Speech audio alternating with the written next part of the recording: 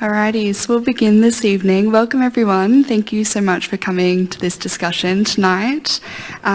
So tonight we're presenting an artist talk with the lovely Joel Spring here, and it's hosted by myself and Matt. We are members of the National Gallery Youth Council for 2022. So before we begin, I'd love to acknowledge and pay my respects to the traditional owners of the Canberra region, known today as Canberra, the Ngunnawal and Ngambri peoples, and all First Nations peoples across Australia. We recognise their continuing connections to country and culture, and we pay our respects to their elders, leaders, artists, past and present. So if you'd like to propose a question for our panel this evening, please pop onto slido.com. You don't need an app at all.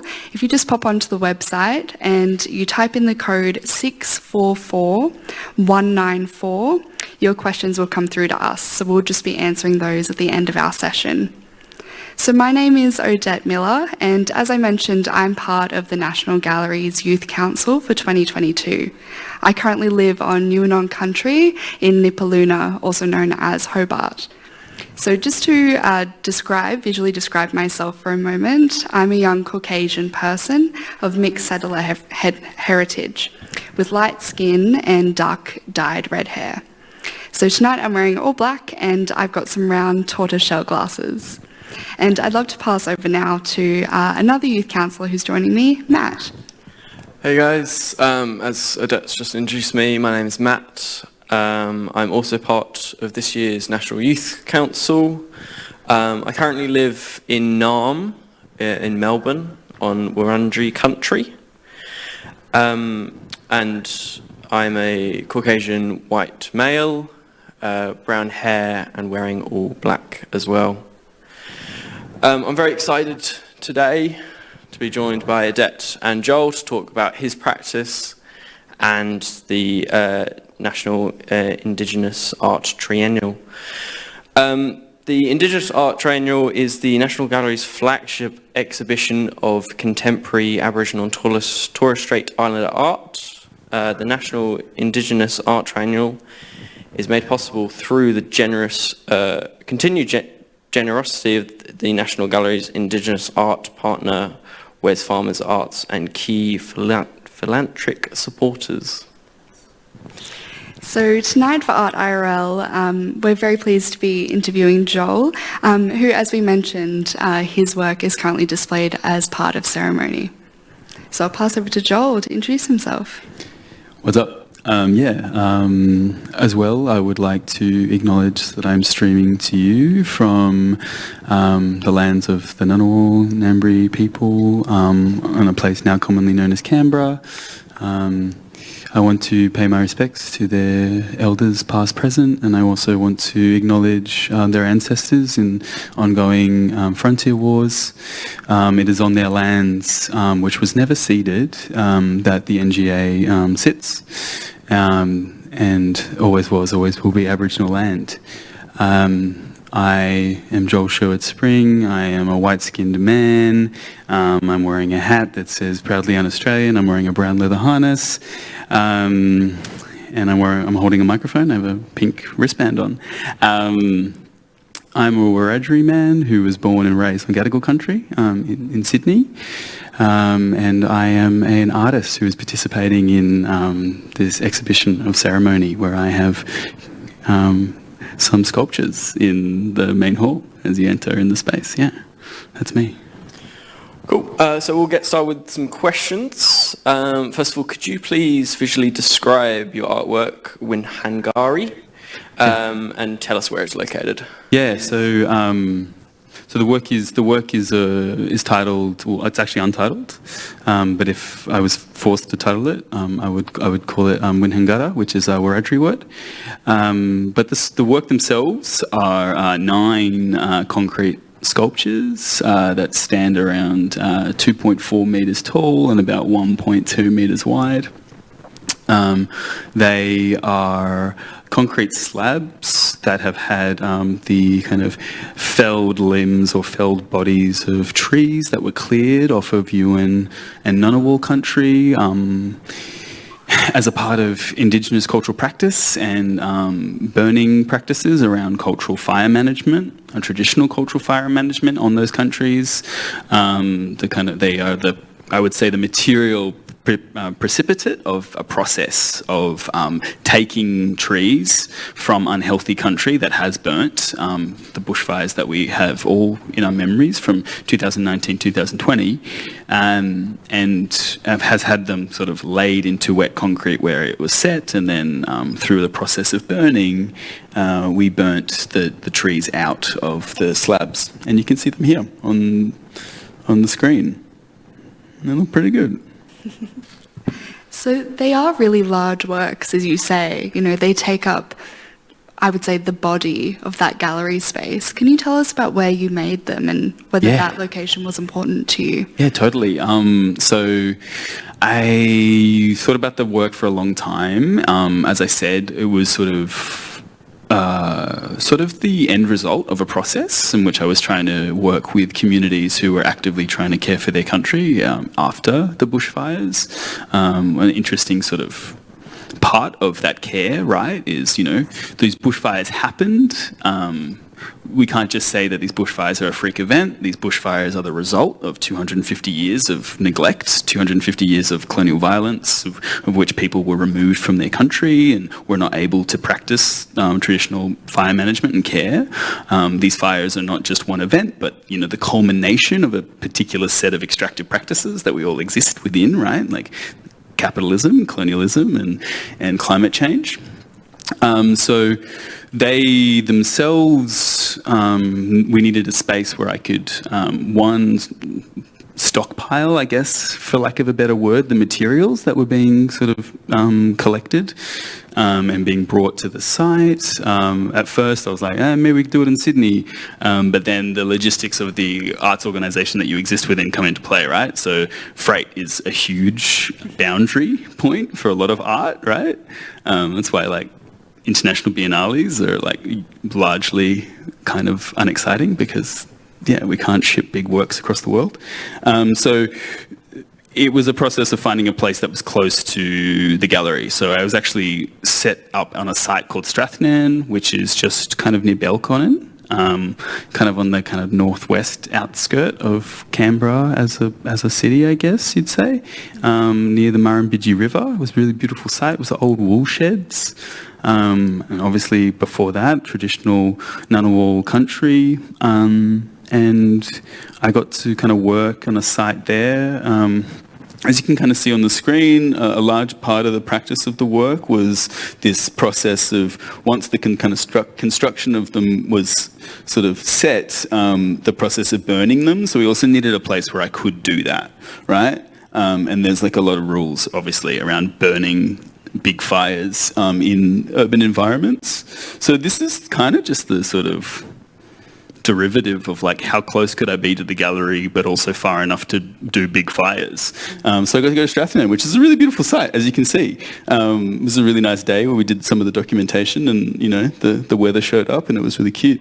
But yeah, it was not particularly relevant to the work outside of it was the only place I could make them. But it was, you know, when you make big works, you need a big space and you need a big site. So it was a real privilege to have an opportunity which was supported by the NGA to go and do. So yeah, that's where it is. So you can visit there if you are a Canberra local. You can go to Strathnairn. There's artist studios there. It's pretty nice. There's a cafe. It's pretty cool. Yeah. So if we're talking about significance to your work, you do mention in your artist statement that the work of Quack Quack artist Tommy O'Cray was a big inspiration, and also the architecture of the National Gallery. Yeah. Can you talk on that for us? Yeah. So, I mean, there's two parts of it, right? And maybe I'll start from reverse. So there's obviously in the sort of monumentality or the sort of materiality of these objects, right? They're these big concrete slabs. You get around Canberra, there's a lot of institutional buildings built from off-form concrete, like we're sitting in a room where the walls are themselves off-form concrete, right? It's a part of the sort of material language of this place. It is a part of the material identity of the colonial occupying structure, right? Like Parliament House, the institutional buildings that exist in the capital of this country that sits upon many Indigenous countries whose sovereignties were never ceded. So I'm always interested. I come from an architecture background. I actually studied architecture. I have never really fully identified as an artist. So also that sort of construction relationship and that sort of reading of material is very key in my work and thinking about it. So I chose to use sort of, I think that's how it sort of references a relationship to Canberra in a particular way, right? And you kind of see it in the space too, right? Like they sort of speak in a material relationship and logic that is very legible to even the panels, the windows size, right? Like they're very standardized, uniform material shapes. And we could go much deeper in a critical place of like why I've made those decisions about the work, but I think that's only really interesting to me, so I'm not going to bore you guys. But I think on another level within, if we're going to go from like the architecture of this space and how I think the work is in reference to that, and then how we might think about what is held within the architecture of this space, are Tommy McCree's drawings, right? So Tommy McCree was an incredible artist. He was doing important cultural work, I think, documenting a lot of the kind of cultural practice of his people, so cultural practice of a lot of Southeast Indigenous mob, as you can sort of see in these drawings. And they're kind of incredible. And a lot of these drawings now sit in the collection of this building, like of the NGA. They're highly valuable art objects now. But they're also depictions of cultural practice. I would say they are as close as possible within the means of what was happening at that time to a photograph from his perspective. And who better to be able to portray the intricacies and the detail of the cultural practice of his mob than someone who was embedded within that.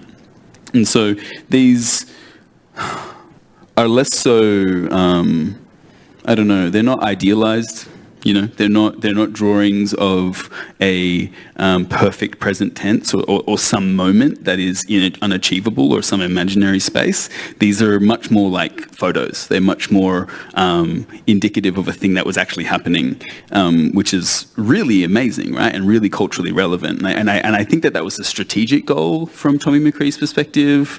I think it's the strategic role of a lot of Indigenous artists, and a lot of Indigenous artists in the past have seen the relationship of the commodities that they're making, the artistic objects that they're making, the threat that their own culture and their own material practices are under, and seeing that actually like making objects that are economically viable within the technology of the art world or within the technology of artistic practice, protecting them. You know, like they actually, but when they become financialized objects, they enter into these institutions and then they are protected in one way or another.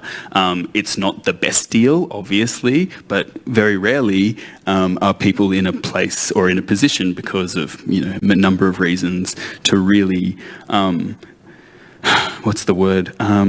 really be able to argue for much else, which is really unfortunate. I mean, we can talk about the kind of practice of someone like Albert Namatjira as well, right? So I think not only are these amazing artistic objects, not only are they incredible for their kind of cultural relevance and the fact that they kind of hold within them a lot of cultural information, I think they're also like politically strategic interventions made by the individuals who are doing them. I honestly believe that of these drawings, but I think that that's very true for almost all of the work in ceremony. Which is why I think a word like ceremony, while being quite a simple and quite legible term, doesn't really encompass the strength and the depth of what everyone's sort of doing there. But maybe through that quite ramble around Tommy McCree's work, we can understand that, like, documenting ceremony is a political and strategic option, and so like ceremony is in one way one thing, but it's also very political in our current context and in the historical context for Indigenous artists and Indigenous people more broadly. Yeah, certainly. And it sounds as though you've reflected a lot on what ceremony means and its sort of expansion beyond just a theme. Is it something that you've considered throughout your practice, or did you really just come to this in being brought into the exhibition and the triennial? I think it's sort of somewhere in the middle. I think it's a meeting of things. For the large extent of what I might call an artistic practice, I've only really been making work. I mean, I haven't been making work consistently ever, but I've only really made work that's been exhibited in galleries as early as like maybe 2018. But a personal, deep interest in terms of research and things that I find relevant to my own position as a Wiradjuri man who's engaged in sort of learning more about Wiradjuri cultural practice and sort of exploring that through artistic processes and other things is a relationship to certain things that I feel like are also shared among other Indigenous people, a sense of, I would say, and this is going to sound maybe a little bit negative, but you know, a sense of like absence and loss in relationship to languages, cultural practices, ceremonies themselves, family members, histories, country. The object of colonialism was the removal of children and people off of their country, and so Indigenous people, myself included, have felt the knock-on effects of those kind of colonial violences. And so I think a kind of shared relationship to a lot of cultural knowledge is a sense of loss and absence. But how do we talk about that absence, and how do we engage with that? So that's sort of been a through line in my work for a long time. I've made many works, I think, that kind of speak to this sense of absences being, I mean, to put it simply, like the absence of evidence is not the evidence of absence, right? So that evidence in and of itself, absence in and of itself, from my perspective, speaks to not actually that there isn't anything, but actually that there was something, and that we're trying to like re-engage with that, or figure out how to interpret that loss and engage with those things. And so I think ceremony sits really deeply within that. I think for me in the past, making predominantly work at a different scale, because I'd never been supported in the way that I have here to make sculptures. A lot of the work that I have made in the past has been sonic work, thinking about silence and absence. How do we engage with that? Kind of cultural protocols around ceremony also dictate a great deal of silence. Indigenous cultural knowledge is not open to everyone. You have to be story ready before you learn the stories, and that's not a decision that you get to make. So in a lot of senses, ceremony and silence and absence are kind of connected for me. And so the aims of this work, I mean, in sort of what I said before about the Tommy McCree thing, I'd rather talk about what I just spoke about than have to talk about ceremony, even though ceremony is the legible term that kind of brings together these works, right? And that's necessary for the National Gallery to make a body of work legible to the greater public. But I'm kind of less concerned in talking about that, because I think that idea of ceremony and the things that I've already expressed are kind of embedded in all of my work. And I think that's actually embedded in the lifestyles and the lives and the works of all the artists who are participating in this. And it's not really the object or the aim of the works themselves. I think it's more an acknowledgement that to operate as sovereign Indigenous people, you are kind of practicing ceremony, engaged in caring for country as an ongoing thing. And yeah, I mean, it's not that it's boring, but it's like, of course it's there, and it's sort of, it's the sort of the entryway into, I think, a much deeper set of conversations. So yeah, it's about ceremony, but it's also about acknowledging loss. It's also about reflecting on, a lot of things. And I don't want to over-articulate the work too much, because it's also about your experience of it, right? And I'd like to know more about that. Yeah. You just mentioned that a lot of your work is sonic-based and sound-based. You also work a lot in photography and video. This work is a sculpture. Of course, you're an architect by trade, so you understand those concepts of concrete, which you mentioned the NGA is built upon. How do you intertwine these themes through the different mediums? Yeah, I mean, for one, this was an opportunity to articulate this thing that I kind of was attempting to articulate just now. I don't know how well I did it, right? Like this kind of this contemplation, this engagement with a sense of absence. So there's a material way that can be achieved with these sculptures that I was very interested in, right? We lay the limbs of these trees that have come from a place where there was a deep sense of loss, like loss at the scale of country, like an ecosystem. Those bushfires rolled through a place and all that's left in its wake is silence, like immense silence.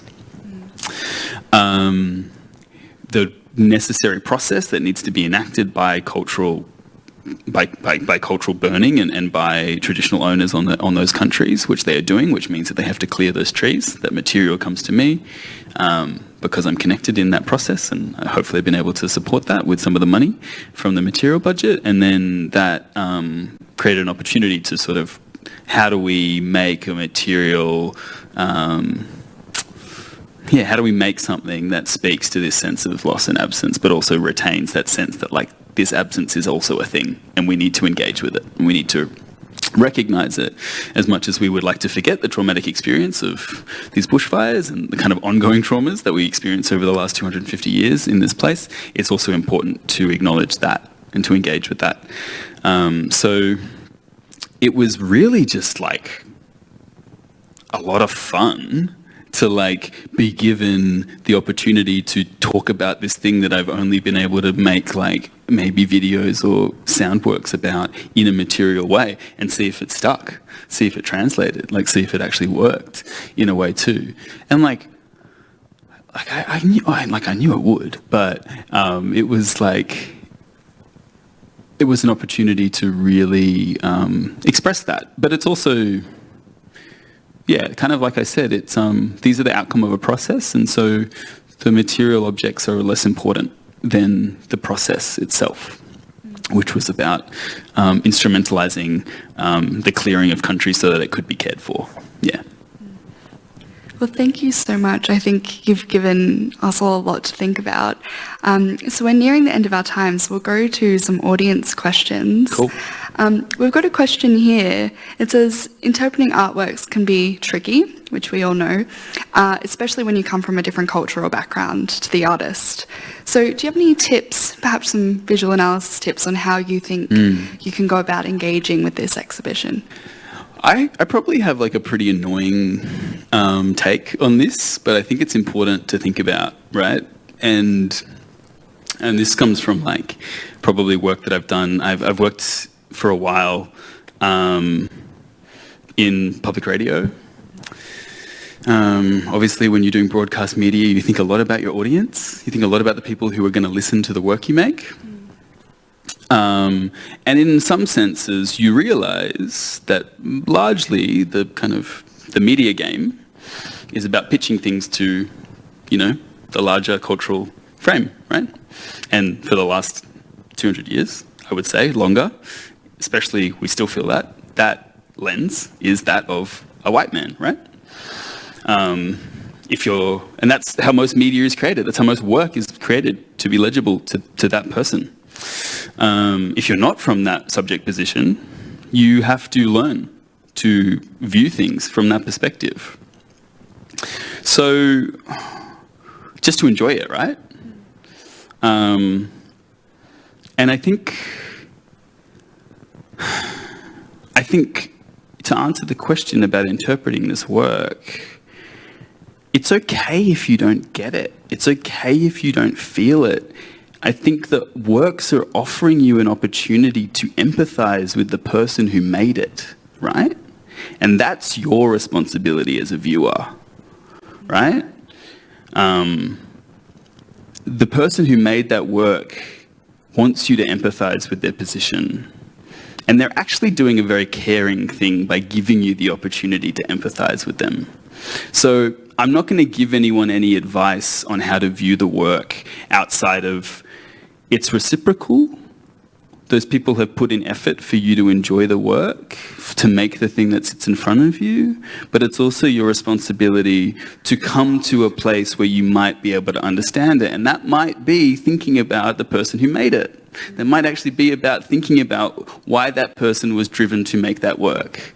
And I think in that process, you will learn a lot, not only about them, but also about yourself. And that's like the beauty of work and art in a lot of ways, right? It can push you into a place of empathy, and it can put you to a place where you can enjoy something from another perspective, hopefully. So I know that it's a sort of, there's no tips on how to look at the work, more so that like, why do you think that people were driven to make this work? And if you can't understand that, then there's some work that you might need to do to try and understand them better. Yeah. Brilliant. Amazing.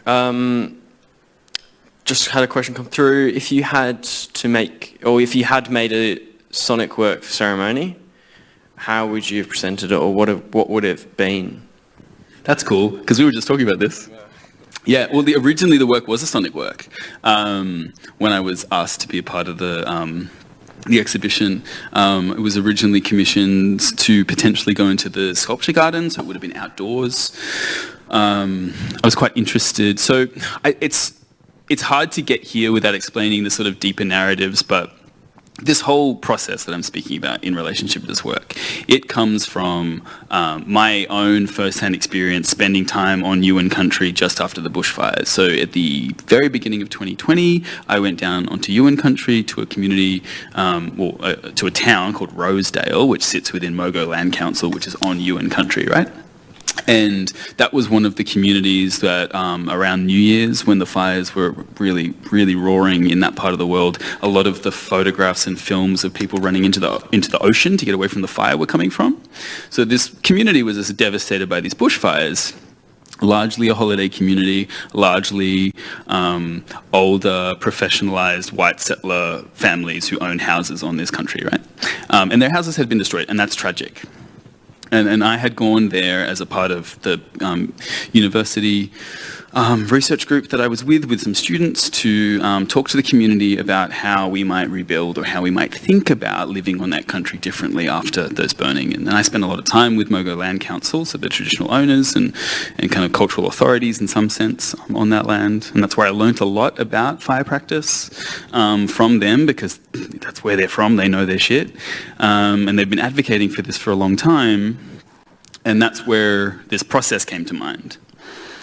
But a large part of that, given my background, was also, in terms of the time I spent there, was just doing sound recordings. Like, I was just like doing field recordings, I was doing oral history stuff, I was recording stories from aunties and uncles and other people, and just like chatting to all sorts of people. And like, you know, that's where this relationship to sound kind of in the evidence of what is lost became sort of a really powerful mechanism, right?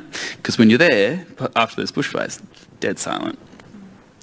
Drive 20 k's up the road where there's similar biome, same biodiversity, same kind of bush, unburnt, and you can hear it, right? You can hear that difference. I don't have, unfortunately, the visual representation to communicate that. But I did do a lot of recordings. I am quite inclined to sort of create sort of visual representations of sound. We call them stereograms or spectrograms. And when you look at the spectrogram of these two recordings, it makes it very visual. I mean, I'm explaining something you can't see, so I'll stop. But the difference in sound between burnt and unburnt country just post the bushfires was 17 decibels.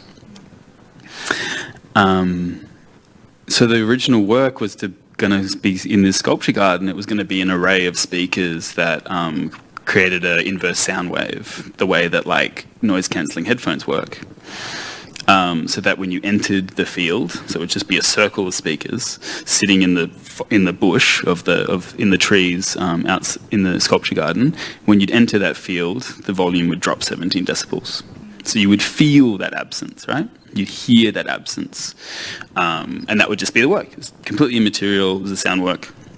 It's not a sound work, but it's a work that deals with sound. And, that it was a really fun opportunity to sort of figure that out, but unfortunately it didn't come together for this show. We'll see, maybe there's another work down the track. It's kind of weird to talk about things that don't exist, right? But the question was kind of, it's kind of too good not to talk about it, so yeah. Do you think that work will still be made? I don't know. I mean, if someone was to pay for it, honestly, it's you need the equipment, and so it's quite intensive in terms of capital to get speakers that can do that, and to get processing units that can process the algorithms that we wrote that would adaptively listen and then produce the inverse sound waves. So there's a little bit of hardware and stuff that you'd need to invest in to make that work happen.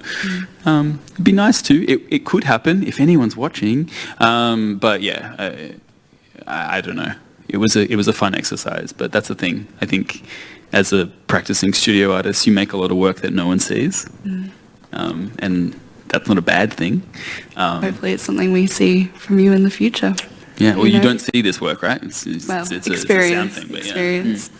Well, that comes to the end of our discussion tonight. Thank you so much for everybody for joining us this evening in person and online. And I hope that you continue to engage with the Art IRL program that's happening this evening until 9 p.m, both in person here at the gallery and online. So thank you so much. Thanks, guys.